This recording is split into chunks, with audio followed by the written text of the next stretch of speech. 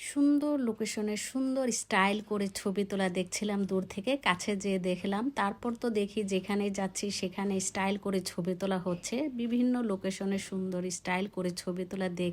আমরা বাঙালিরা তাদের মতো কোনো সময় মনে হয় ছবি তুলতে পারবো না। তারা এক একটা স্টাইল করে, সেগুলো দেখে আমি আসলে সত্যি কি বলবো, আমার কাছে ভাবতেই অবাক লাগছিল যে তারা যে বয়সে এইভাবে স্টাইল করে ছবি তুলছে, এটা আমাদের সময় মানে আমাদের বাংলাদেশে কখনোই সম্ভব না।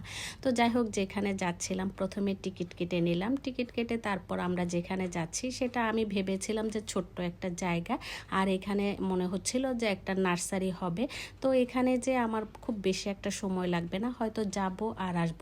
কিন্তু যখনই সেখানে ঢুকলাম, ঢুকার পরে তো দেখি জায়গায় জায়গায় বিভিন্ন সুন্দর সুন্দর লোকেশনগুলো করে রেখেছে ছবি তোলা বা ফটোশ্যুটের জন্য। টিকিট কেটে যখন ঢুকছিলাম তখন দেখি শুধু গাছগাছালি, ততটা মনে হয় গুরুত্ব দিচ্ছিলাম না। কিন্তু যতই সামনের দিকে এগিয়ে যাচ্ছিলাম তখন তো মনে হচ্ছিল যে না, এই পুরো জায়গাটা না দেখে তো আমি বের হতেই পারবো না। কিন্তু এত বড় একটা জায়গা, আমি তো ভেবেছিলাম ছোট্ট পরিসরে একটা ছোট্ট জায়গা।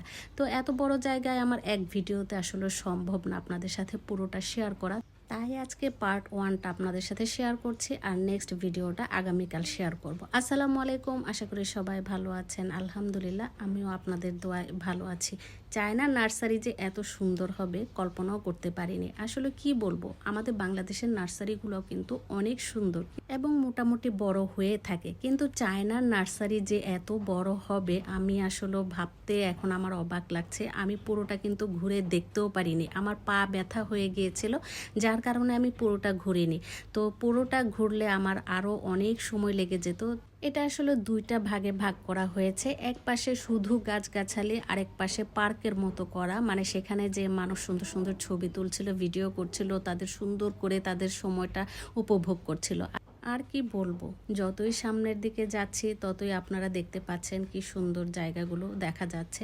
আর আমি যেহেতু আমার স্বামীকে বাহিরে রেখে আসছি, আমার চিন্তাও ছিল যে সে কোথায় দাঁড়িয়ে থাকবে, কোথায় অপেক্ষা করবে, বা এতক্ষণ যাবত অপেক্ষা করতে পারবে কিনা।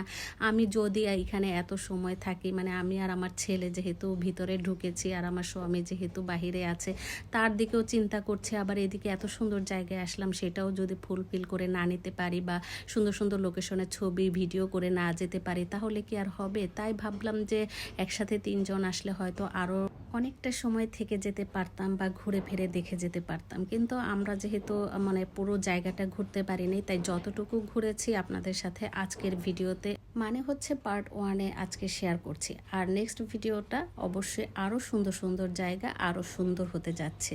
আমি তো ভাই বাংলাদেশের নার্সারিতে গেলেই আমার সেখান থেকে আসতে ইচ্ছে করে না, আর এমন একটা জায়গায় আসলাম সেখান থেকে তো আমার বেরও হতে ইচ্ছে করছিল না।